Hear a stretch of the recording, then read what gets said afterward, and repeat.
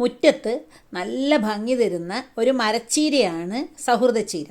ഇതിന് മരച്ചീര എന്ന് മാത്രമല്ല, ഭാഗ്യച്ചീര, ലെറ്റ്യൂസ് ചീര എന്നൊക്കെ പേരുണ്ട്. കാരണം ഇതൊരു സാധാരണഗതിയിൽ ചീര വളരുന്ന പോലെയല്ല, ഒരു മരമായി വളരുന്ന ചെടിയാണ്.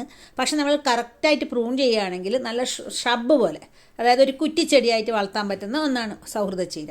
കാണാനുള്ള ഭംഗി മാത്രമല്ല കേട്ടോ, ഇതിനകത്തുള്ള ന്യൂട്രിയൻ കണ്ടന്റ് എന്ന് പറഞ്ഞാൽ വളരെ കൂടുതലാണ്. കാൽഷ്യവും ഫോസ്ഫറസും അയേണും അതേപോലെ തന്നെ വൈറ്റമിൻ സിയും ഫൈബറും ധാതുക്കളും ഒക്കെ തന്നെ ധാരാളമായിട്ട് ഇതിലടങ്ങിയിട്ടുണ്ട്.